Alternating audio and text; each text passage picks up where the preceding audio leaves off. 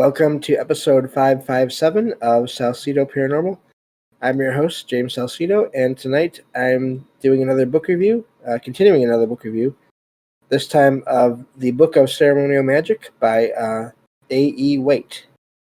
And as always, you can find all episodes of the show along with links to social media and other ways to contact me at the podcast page.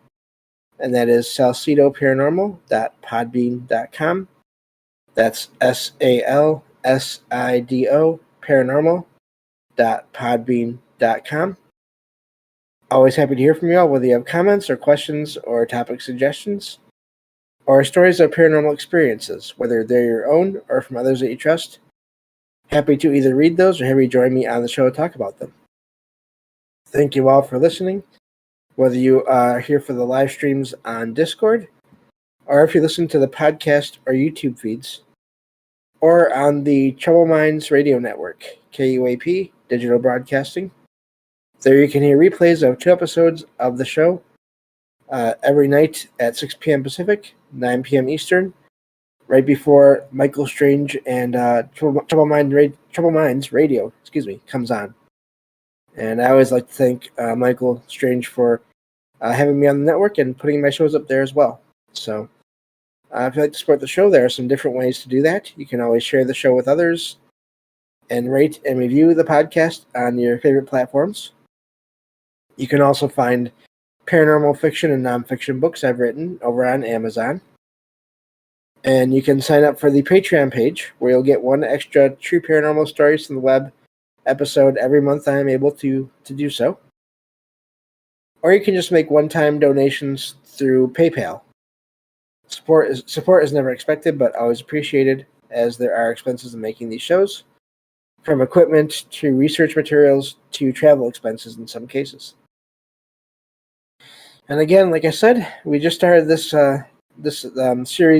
current series of book review shows a couple episodes ago, talking about this Book of Ceremonial Magic. It's sort of a history of the of magic in general. It looks like, from what I can tell so far. And from this one author, his name is Arthur Edward Waite, from his point of view. So that's what we're doing today, continuing with that. And this will be a long series, I can already tell. So I hope you all enjoy it. Let me know if it really doesn't work for you, and if I get enough response like that, then maybe we'll stop it and do something else. But hopefully you all enjoy it. So getting to the document here.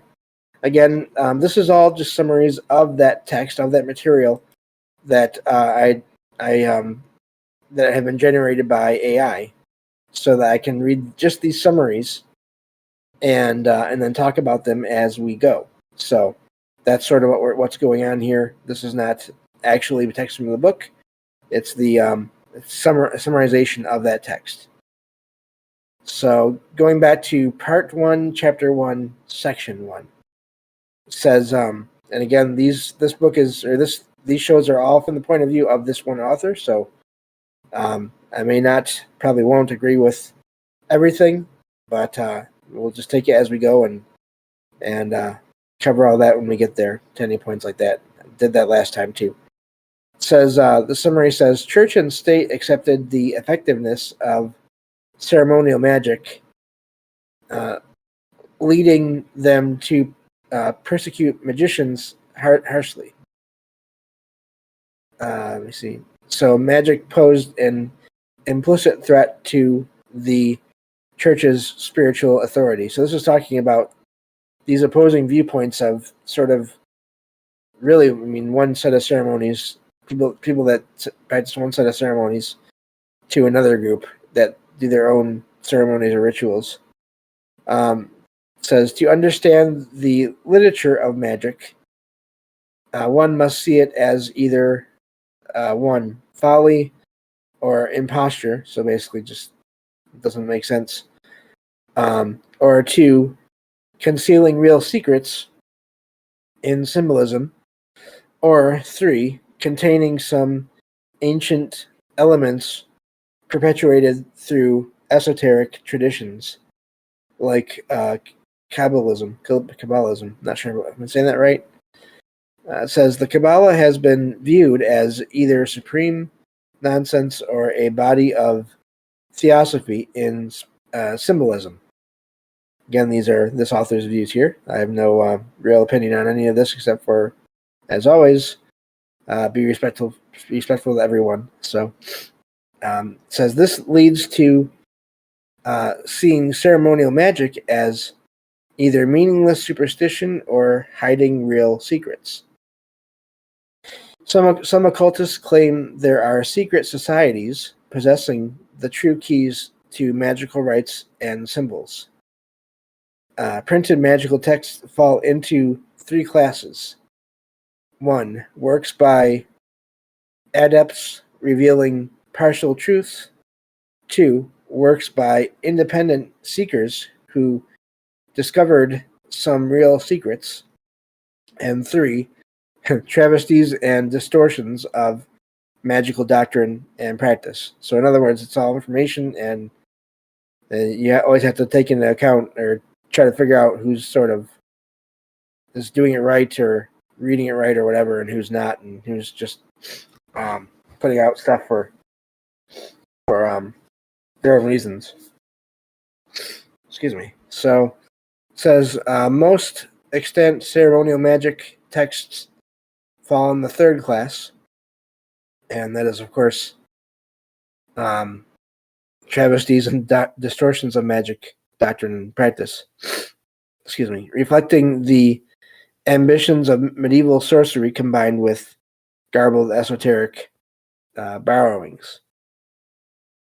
Says they are mainly of historical or literary interest rather than practical spiritual value.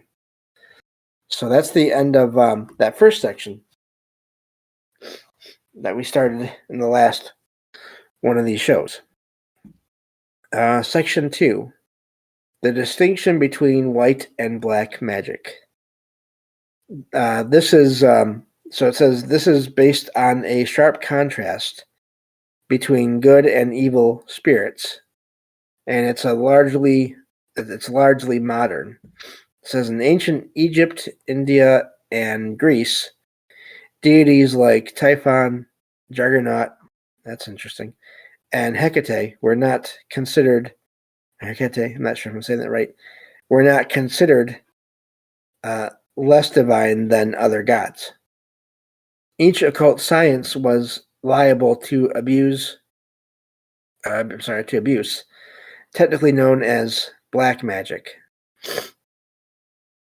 This included creating malefic talismans, which are, it says astrology here, poisoning, and that in parentheses it says esoteric medicine, metal sophistication, alchemy, it says, witchcraft, divination, and then dealing with devils, and it says ceremonial magic there in parentheses. So, again, these are, I don't know much about this, but these are the views of the author. It says that white ceremonial magic is defined as communicating with good spirits for good or innocent purposes, while black magic involves evil spirits and evil purposes. However, the ceremonial literature does not maintain this clear distinction. Theurgic texts often include rites for invoking evil spirits, complicating the definitions. So basically saying things get muddy and confusing depending on how people use them, I guess. It says the purposes of magic are often childish, blurring the lines between good and evil to foolish and evil. Both white and black magic texts contain objectionable and frivolous elements.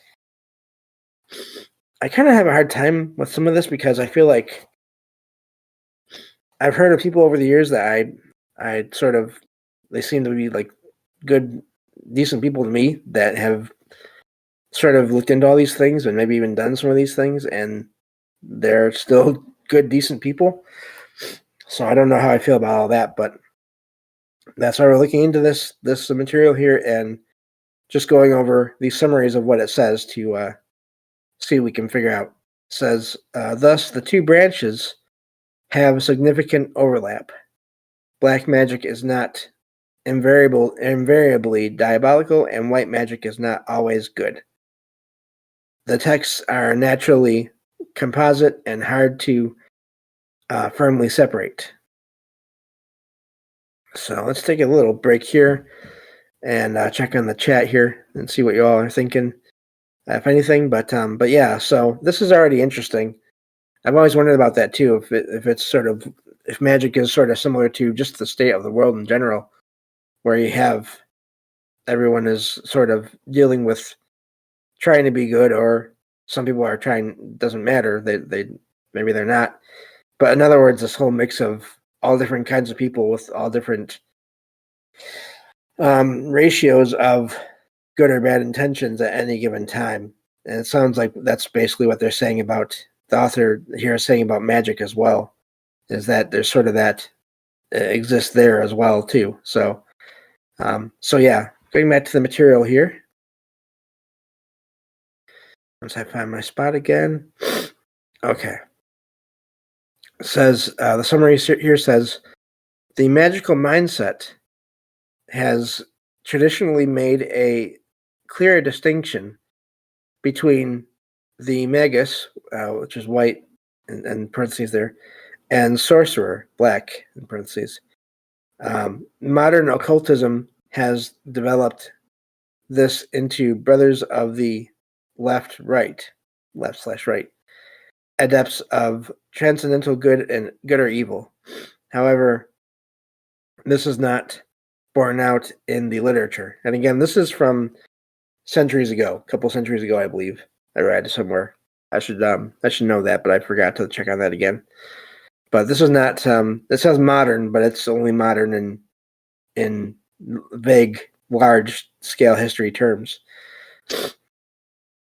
It says rumors of current attempts at formal diabolism in Europe resemble the old magic of the grimoires, rather than the romanticized modern notions of the brothers of the left-hand path, in quotation marks there. Both the left and right-hand paths, as commonly depicted, are largely creations of fiction. Again, this is all according to this author, and I don't know much about it, but excuse me. Of course, my nose decided to start acting up right in the middle of this section here, but that's actually the end of that second section of this first chapter. So yeah, it seems to be. I've heard of the whole left-hand, right-hand path thing before as well. I'm just not very familiar with it, but I'm sort of seeing some terms I'm kind of vaguely familiar with. Again, I'm more into. I know more about just people's experiences than I do about with paranormal, without sort of any kind of, or at least much or attempts at trying to generate activity. I'm more familiar with sort of just things that happen to people than I am with any kind of summoning or anything like that. I mean, of course, I've heard of stories of people doing that too, but usually those don't always end so well, so I don't feature them on my show, because overall I try to keep this about the more positive aspects of the paranormal, because, as I always say, it is very much depicted as all negative, all evil in a lot of popular culture and Hollywood and all those things. So let me see here. Got about 10 minutes left, so let's get back into this. And maybe I should have actually gotten more material together, but we'll see what happens. Section 3 here. This one says, and this again is a summary, says, the title is The Unprinted Literature of Ceremonial Magic is the title of this section. It says, magical rituals can be considered under 3 heads, or 3 sections, I guess. Transcendental, composite, and black, with the understanding that these categories overlap. The inquiry is based primarily on printed literature rather than manuscripts, as printed works have had more real influence. It says the Arsenal Library in Paris has a reputation for being rich in magical manuscripts, but there are also large collections in the British Museum. That's amazing. If you think about that, all these different locations, museums and libraries, they have these texts about all these different things. I wonder, again, sort of going back to the last episode that I just recorded here, that one was about hotels, but another common place that seems to have activity in a lot of cases is museums and or libraries. So, and I wonder if some of that is due to energies from people or generated by people attached to different materials, objects such as books. So anyway, most manuscripts are not earlier than the 14th century and draw inspiration from the Key of Solomon. So I've heard of that one before, but don't know much about it. It says 3 small classes or cycles of manuscripts are of special interest. 1. The group of Onarius comprising manuscripts. The chief one being Sloane 313, a 14th century Latin work on vellum connected to the grimoire of Honorius. I'm not sure if I'm saying that right. Honorius. Says it accounts for the church's condemnation of magic and contains both white and black magical operations. 2. The Sefer Raziel group, existing in 2 manuscript forms, Sloane 3826 and 3853. So Sloane 3826 is a 16th century English translation, divided into 7 books, covering astral influences, virtues of natural things, self-fumigations, let me see, times, I'm guessing that means time periods, purifications, the heavens and / angels, and names. 3. The English manuscripts of the Lemegeton or Lesser Key of Solomon, all of late date.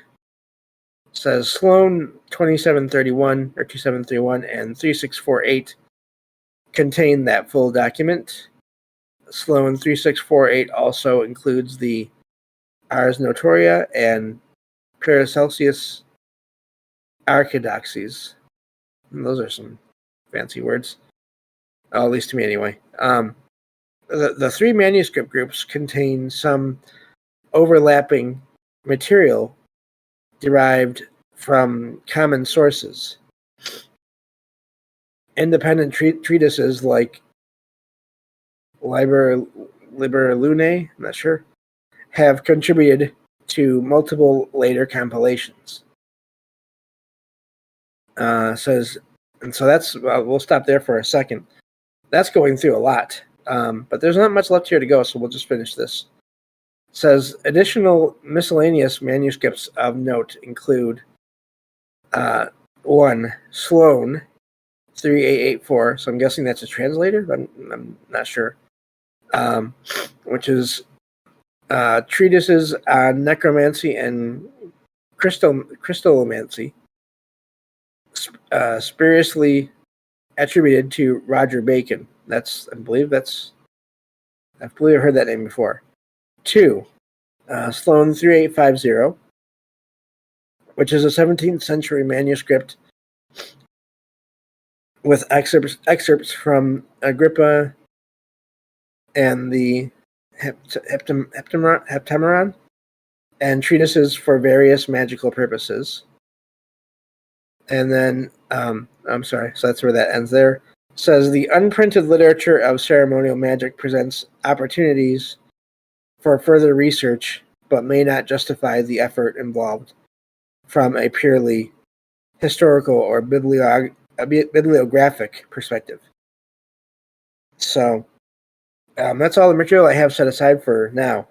Have to get more for next time. But that's also the end of the first chapter of that book. So we are making headway. So many materials there mentioned. I mean, that just shows that obviously throughout time, people have been thinking about this and different ways to, I guess, have effects on the world. So, and again, for various intentions. So yeah, this has been really amazing so far already. Just going through these again, these are just summaries of this material. That's the amazing part, is that this is not the actual material, but it's just being summarized and already. Just it took 2 shows to get through the preface and the introduction and the first chapter of the first part of the book. So I think it's going to take a while to get through this whole thing, but I think it'll be worth it. I'm already sort of learning some names I was not familiar with, seeing some other names that I kind of have heard before, and hopefully we'll keep learning as we go. And so yeah, this has been amazing. I definitely want to keep going with this and finish this book eventually. Looking forward to, if you all have any other ideas for books I should review, please let me know as far as nonfiction, paranormal, or esoteric or occult books. And if I can get to them, excuse me, I will, and we'll see about reviewing them. Also, even just fictional novels or stories that are paranormal in nature. Happy to do those in there as well. I tried to. I did include a couple of novels, Frankenstein and Dracula, in between the ending of the complete books of Charles Fort and then this current series on the Book of Ceremonial Magic. And so I do want to keep doing that whenever we do a series like this, a long series. After it's done, sort of throw in a couple of fictional books. I was thinking of reviewing the entire series of Odd Thomas books from Dean Koontz, because I listened to those over the years, and so I could easily find summaries of those and talk about those, because they were really interesting. Just in his views of how the paranormal might work, how all that might work, and all that. So I might do that at some point. Yeah, I do as well. Dawn in the chat there says love Odd Thomas. Yeah, I mean, the sort of the rules and cans and can'ts of all the paranormal in that series is fascinating in and of itself. But then, of course, the story, it really does focus on someone who seems to have been born with abilities and is just trying to deal with them. And of course, it is sort of an action series as well. So he's sort of a reluctant hero kind of character in a way. But it still is amazing, and it's. I guess there's even like a graphic novel that takes place somewhere in the middle of the series that has come out recently. Obviously, there's a movie came out some years ago of the first book, I guess. So it's definitely popular, or has been popular. But yeah, so happy to review any other books that I can in the future as well. So thank you all for listening, and I will talk to you all on the next episode of Salsidoparanormal. Take care.